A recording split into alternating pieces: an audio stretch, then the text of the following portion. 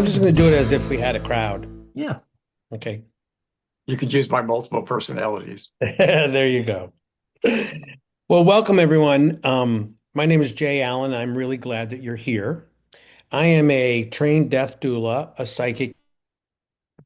We're here today to talk about something that none of us was really ever taught to talk about. And for most of us, I think, or at least in my experience, most people, we didn't talk about death at home in our homes of origin. And so we're here to talk about it today, not in a morbid way, not in a clinical way, not in a medical way, but in a human way, with honesty and with compassion and with candor. Death, I believe, I know death touches all of us. It's the one thing we all have in common. From the moment that we're born, we're dying. And some of us encounter death earlier in our lives when loved ones we know, maybe friends, parents, grandparents die. But at some point, we all are faced with either through the questions that we have, the questions that others have, the questions that our loved ones have. So today, this is really an invitation for us to talk about death. My goal in scheduling this Q&A was to give people an opportunity to start opening up, to normalize a conversation about death, to normalize talking about it, not with judgment. There are no right questions. There are no right opinions. You don't have to participate. You don't have to ask a question, but just to be able to start the process of talking about death and making it become more a part of life.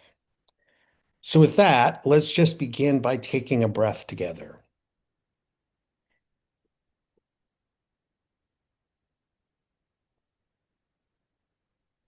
So, what I'd love to do before we start is for those of you who are willing, if you want to turn on your camera, if it's not already on, and introduce yourselves and just tell us why you decided to come. My name is David Flaherty. I'm in Baltimore, Maryland. Longtime fan of the spiritual sanctuary. I think I come from the other side as I've been thinking about talking about death since I think I was 5 years old. It's the Irish Catholic thing. So to hear other people talk about it, to normalize what do people in the who aren't raised in that environment, how often do people think about it or talk about it? If that Wonderful. makes sense. Yeah. Thank you, David. I think like David, although I was a little unusual, for some reason, I was always a little bit fascinated about death when I was a youngster. And for me, the fascination was what happens after. And through the work and the development that I've done in my own study and work as a medium as well, I really think of death not as a failure, not as an ending, but as a transition. That it's a transition, and that the love and relationships that we have when we're alive, that there's a continuation of those. You don't necessarily have to believe as I do to understand that love continues. I think that when you're touched by someone's love and you're touched by loving someone, when they pass, you still feel that love in your heart and it continues long after they have passed. And the memories of them can bring you back to the times when they were with you physically. And so I see death as more of a transition and as a sacred experience. And so I wanted to become a death doula for a couple of reasons. I was a psychic and medium, and I wanted to become a death doula because I thought that so many people struggled with death and with the dying process. And I wanted to, my main goal was to have people talk about it more, to talk about what they wanted, to talk about what they were afraid of, to talk about what they felt was going to happen to them, so that we could make it a normal part of it. And the other is that I think by really confronting, if you will, that seems a little more aggressive than I mean, by normalizing the conversations about death we can also more fully understand that life is limited and that our time here on earth is limited and that this is an experience that will end. So, what do we want to make of it?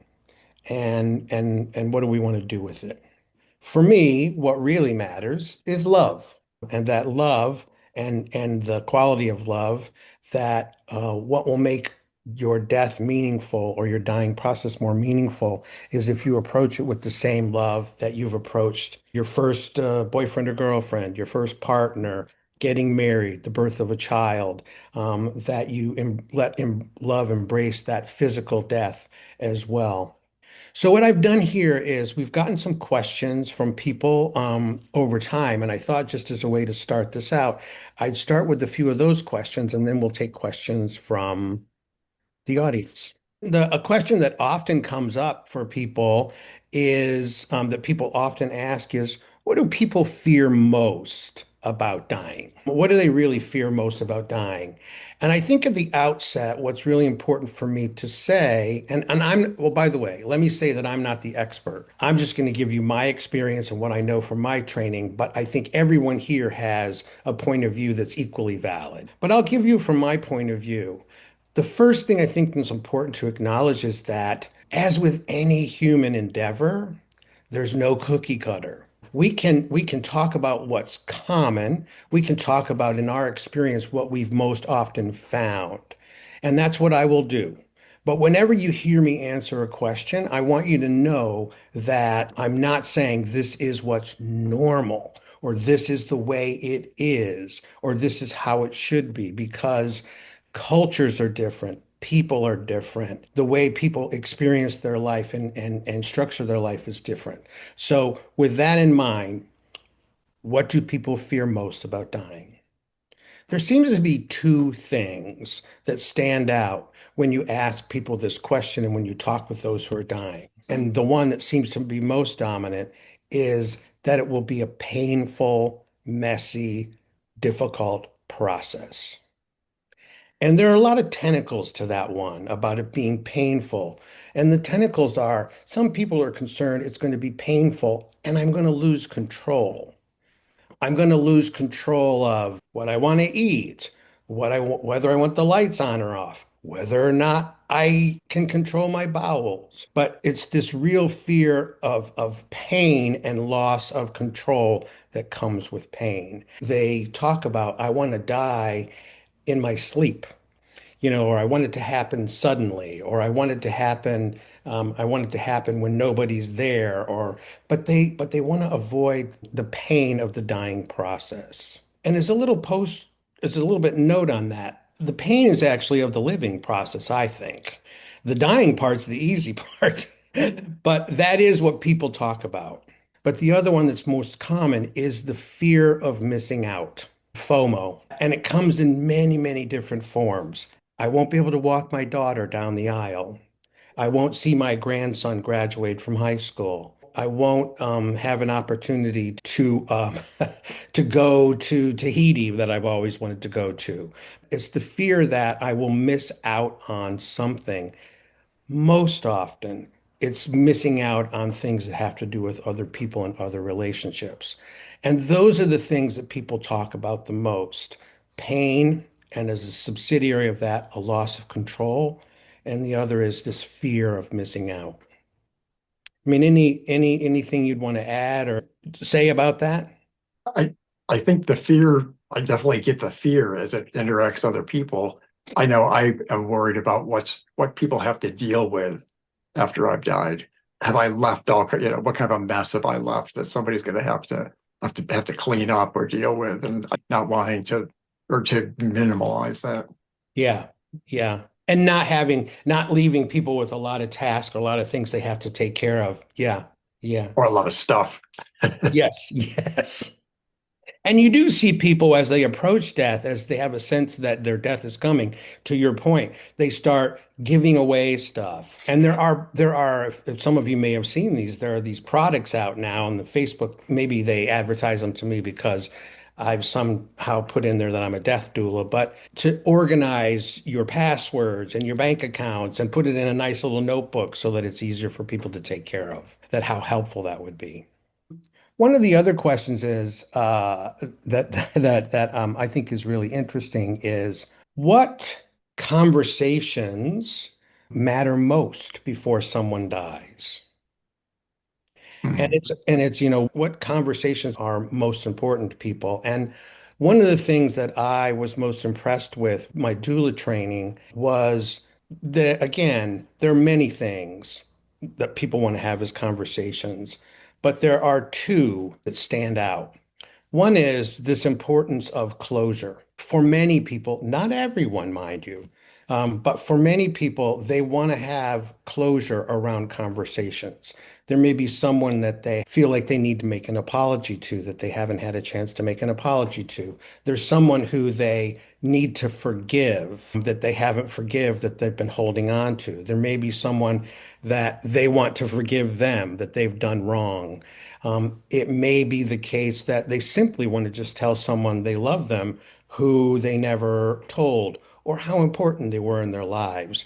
And for a lot of people who have the opportunity to know that their death is approaching, having these conversations is really important. I actually think it's important for everyone. And because we don't know when death will happen, and sometimes it happens suddenly, I actually advocate people having these conversations now, no matter where they are, how close they are to death. And in a course that we facilitate called Conscious Living, Conscious Dying, we devote one of the large sections of it to this closure, to talking, to having what we call the five essential conversations with people, because having an opportunity to do that actually will give people peace in the dying process. Now, I also am a medium, and so I also know that one of the things that people come back to communicate are those very things from the other side because they didn't have a chance to do them before they died. So that's one thing, the conversations. And the other, which surprised me a little bit when I was taking my training, but I've come to understand it more, and that is people want to have conversations about what was my life all about? What was the point of me being here? And it's a little bit about meaning and legacy. And legacy not in the sense of, oh, I'm going to have a wing of the hospital, but legacy in terms of when I'm gone, what was it that I did that touched other people, that made a difference? What's the thread that goes through my life, the string of my life? And surprisingly, many people who are going through a dying process want to have those conversations, and they often don't want to have them with close loved ones. They often, one of the things is that doulas often do is work with people to help them write their legacy or write their eulogy or be able to just talk about what the meaning of their life was. Any comments or I remember when we did this course in Maine, it was it was a variety of people, and I thought for sure when it came to the point of, time to write your legacy, and then we went through all those questions that they had to answer, just simple questions. They thought with one line or a couple of words, and then they were to use that as the format or the beginning of their legacy. It kind of got them on the right path of, okay, these are things I've already written, answered in this questionnaire. And then I thought for sure people were going to be weeping and it'd be a very teary moment. Um, but it definitely was not. I noticed it was a joyful. Everyone was very happy. They were still writing. Oh, is it time to stop? And it was very cheerful and joyful for people to write it and to read it, have the other person read it back to them. I felt that was really quite, amazing. That shocked me. I thought, I'm ready with the Kleenexes. And there was no one wanting a Kleenex. They were all happy, full of energy. When before going into it, it was very solemn. It was like a very solemn kind of ritual that we were going into. And then they realized, wow, I'm talking about myself, and I'm able to explain who I am and what was important to me and who was important to me and all these wonderful things. And so I was just amazed at how I thought it would be one way when in fact it was. It the was actually opposite. very, I thought it was very, people found it very empowering. And one of the interesting things, that exercise in particular, I've done that a few times, but that one in particular, um, there were things where people discovered, oh, you know, this was the role in my life that was most important to me.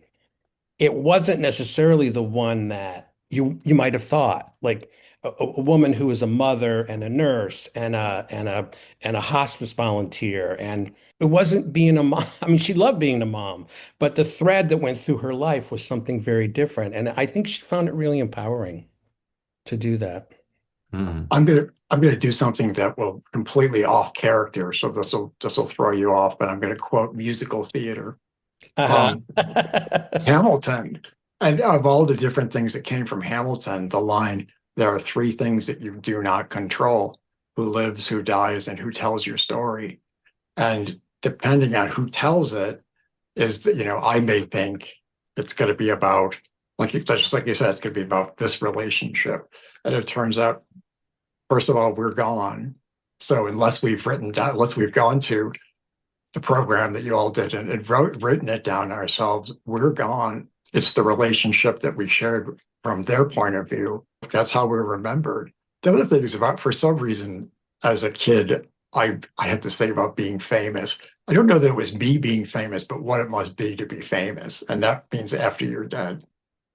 And the fact is, the people that we talk about history, the only thing we know about these people are like little details, little highlights in their life that may Mhm. tell us nothing about who they were as a person.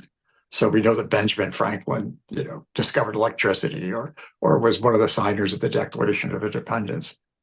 It tells us nothing about who he was or what was important to him. It's Mhm. that's kind of the other side of that. But I love the idea of our own selves having that moment of this is what I wish people would remember. And I love, David, that you shared that in that quote from Hamilton, and I will use that in the future. One of the really wonderful, rich conversations that we had the last time we did this program was a woman observing that everybody in her life knows her in a particular sliver of her life. She's the only one who knows her whole life. And so telling her own story in her own way, by writing her eulogy and doing it long before, well, knock on wood, long before she's dying. Um, she said, I'm the one who knows what the theme of my life was. No one else. So thank you so much. That's really, I love that quote. And can you imagine people, famous people who could have had that opportunity? What would George Washington say about himself? What would Abraham Lincoln or any of these people that we've been like, wow, we admire? Like what was what would be their eulogy if they wrote it? That would be really fascinating. Or even, I mean, for me, even I would love to have heard my dad's eulogy, what my father might have said about his own life, and what were the Mhm. threads that connected things. Because I only know him as his son, you know. So, I mean, I think it's so powerful when you can own that and you can have that conversation and sort of know that. there's a podcast out there right now. It's Michelle Obama and her brother. We know this 8-year period out of her life and extraordinary things. She's now with her brother, and just hearing the two of them talk about their childhood, it's so endearing. But it's a completely different image, and they're talking about what's been important to them and has been important to them all their lives, and their Mhm. relationship with each other is one of those things. So that's another big segment of this course that we do, Conscious Living, Conscious Dying, is going through a process that helps you sort of organize all your thoughts about how you want to tell your story or how you want your story to be told when you're gone. Another reason to get some interest in it. Let's try one more question. Let's see. I want to talk about this one because it's very I've had so much experience with it, particularly in the last few years. Can loved ones who've passed still be present? And as a medium, I definitely believe that, energy, as the quantum physics would say, energy doesn't go away, it changes form. So that energy that was inside of our bodies as our soul changes form and leaves our bodies, but it continues. And I believe that that energy is still present and that we can still feel the love from those people who have been with us, who've passed, gone to the other side. I think they're very much still present. Now, there are folks who believe, and I know you both have experiences in this, but there are people who believe, that in the first 48 hours to 72 hours after someone leaves their body dies, that the soul hovers around the home, and that you'll feel them intensely. Um, I think that's definitely possible that that happens. I also think that spirits, and us being who we are, that there's probably no one course. That some people go, glad that's over. I'm out of here. And they may come back later, but you'll still feel the presence of their love. And there are others who are like, hey, I'm coming back often because I love these people. They're really important to me. So yes, I believe that the loved ones still be present. You can feel their presence. I don't know that I'm not of the school, although I have some friends who are mediums who are that, every time a rainbow appears, that's my dad actually talking to me. Every time, the butterfly comes by, that's my dear departed daughter. I'm not going to spend any energy arguing whether that's really how it happens. For me, it's much more about feeling. It's much more about the feeling and the energy and the energetic connection that when I'm sitting by myself doing something mundane and I hear my father's voice in my head,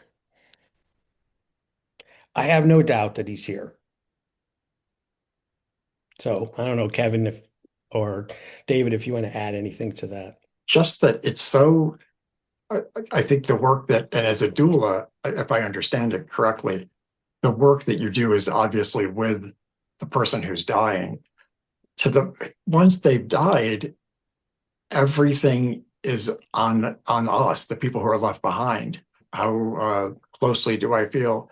It's like I now get to explain who this person was.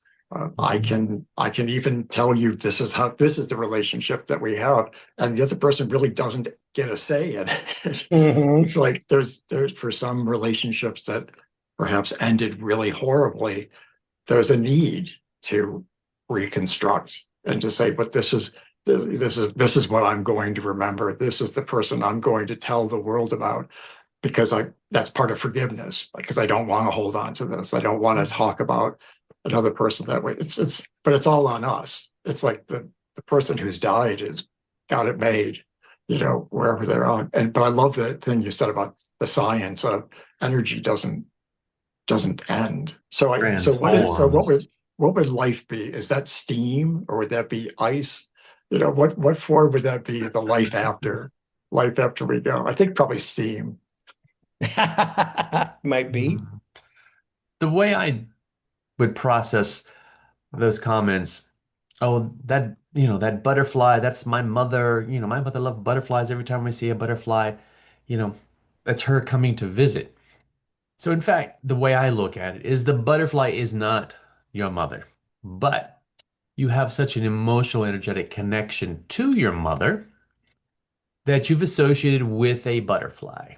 So, when this butterfly comes and you think, oh, what you're doing, you're activating that connection that you have with your mother. So, it's really like a reminder or a emoji that just like it represents that is your loved one. And then you've energized that, or you picked up the phone and energized that connection with them, and you feel them because you're emotionally, involved. So you'll feel like, oh, my mother is present because, you've Right. energized that connection. That butterfly has was the thing that did it for you. Some people say, oh, I could, you know, something in the sky or something, it pops up. But whatever it is, I say that is not your loved one, but it has basically allowed you to have a, energetic, Yeah. jolt of emotion and everything. And it reminds you that's your connection. Ah, okay. Every time I see a butterfly, it makes me think of my mother. So you have, engaged with her spirit by that thought. It just happened to be a butterfly that does it for you. You don't have to have a butterfly to energize with your mom or your dad or your loved one. You can just think about them, and I think that energizes that link. They're present, whatever way that is with you by that emotional, energetic connection that you have with them. That's my 2 cents. My mom, who's a conservative Baptist, she'll tell people I'm a medium, but she's not entirely comfortable with it herself. There's a cardinal that used to visit her house, and then when she moved, it started visiting her independent living apartment outside the window. And she said, "That's your dad. That is your dad." And of course, I didn't think it was my dad, but it didn't matter. It didn't matter. At the end of the day, if that cardinal coming and back every year and perching outside her living room window where her Yeah, recliner was, had her feel in her body my father's love, cool. I don't care. Uh, absolutely. it's perfect. I'm fine with that's fine with me. Yeah, that's the whole purpose of that connection, whether it be a bird or something. You've kind of like re-energized. You've felt it again. You feel them in your special way. Yeah. It's wonderful. It doesn't matter how. A question that people often, someone in my family who is dying, a parent, an aunt, an uncle, perhaps a spouse, how do I talk to them about death? How do I go about talking about death?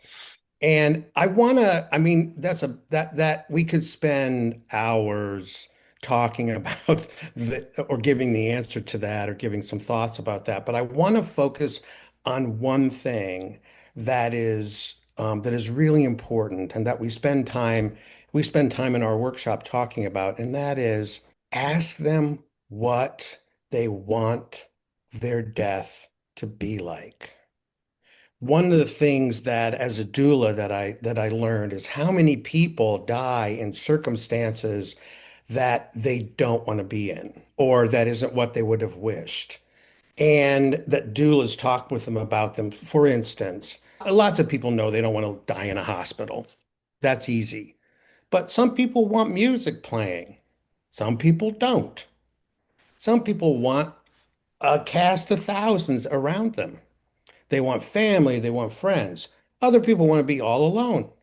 Some people want to be sitting in front of a window that is opened up and the light is shining in and it's bright. Others want to be in dark and quiet. Some want to have candles glowing. Others want fluorescent lights on, particularly for a dying person for whom so many things they lose control of. That giving them control over, look, this is what I want. So for me, I want music playing. I want to be in shorts and a t-shirt. I don't want to be in long pants, and I certainly do not want to be in a hospital gown. If you have to rip the shorts off of me for some reason, whatever, fine. But I want to be in comfortable clothes. I want to have people around. I don't want them sobbing. If they're going to be sobbing, they need to leave the room. And I really want to encourage people that it's painful, it's difficult. As those who are not dying, we have to get over our own fear and sadness and grief. But to the extent that we can make that a time that honors how that person lived and wanted it to be, it's really makes it a much different experience. Great point. Also, what we did with your mom too is we recorded our conversations. I mean, in memory care. Yeah, And so it's like she's not gonna be able to write her own legacy, but you have enough stories now, and we asked the questions that we asked in the class, and your mom answered them. yeah, And so you have all the information you need to actually bring her legacy to life, which is one way of helping people who can't do it themselves. She was yep, quite entertaining and fun to listen to and all. yeah. So it's certainly a way of people uh, being able to do that for those people that who can't do it. But I think this course has really taught me. It made me feel more comfortable with that dying process because I know with dying you will be have pain, relief. You won't be in pain. They have what they need to put you into a comfortable spot. But it's like, wow, all those other things that you didn't get control for about. It's like, wow, yeah, I can actually have a little control. And this is my way. This is the way I want it. It won't be that uncomfortable way that somebody else is doing it, whether it be in a hospital room or not, you can still create and bring the music and then okay. But it Right. really has made me feel more comfortable with this process. Yeah, the final question might be people say, when's a good time to talk about death and dying? And the answer is now. Hmm. Now. The classic Thornton Wilder play called Our Town. But there's a quote in that that says, that the person died on an ordinary day. And we don't know. We don't know. So let's talk about it. What would be the first question? To talk about. Yeah, like okay, give me the courage. What would my first question would be a question that would come across I mean, the one to the ease into, easiest. the really obvious, easy one to ease into is, where do you want to die? Where would you want to be? Home, in a You don't hospital, in a car? you don't care? Yeah, I'd like to be on a hike. I Someone mean, said a lawn chair out under a tree with his dog yeah, in a hammock. in a hammock, right? I remember him. Oh, that's the other one that's really big. People want their pets around. So Mhm. often, I mean, like often they go like, oh, don't have the pets in here. We had somebody who said, I want my pet on the bed with me. Hmm. So, That's a and good why, first and question. why not? You're dying. Right. It's not gonna make it any more difficult.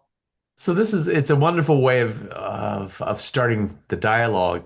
And in our course, there's so much more to the point where it makes you very comfortable with the process and you understand what's needed, how to do it for yourself, how to do it for others, and makes you more comfortable in the process that no one likes to talk about.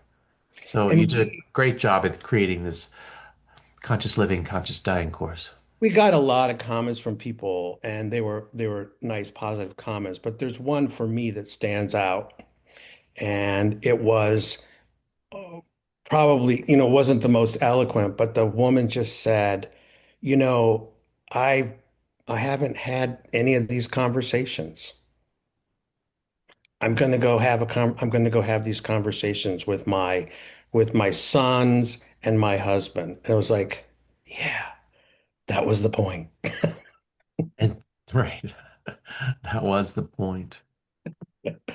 So there you go. And I want to thank everyone for joining us or watching this, which has been pre-recorded, and invite you to take a peek at sanctuaryspiritual.com and see what upcoming courses that we've got, whether it be in person, in Maine, or in California, or online, and see if they fit for you. If they call to you or getting a reading, whatever it may be, that's what Sanctuary Spiritual is all about, meeting you where you are and helping you through your spiritual journey and towards healing. Thank you. Thank you. Amen. Amen. All Amen. right. I want to take a nap. Wow. All I'm right. gonna, Bye, I'm gonna go David. back to Thank baking. you. Bye. Bye. Bye bye.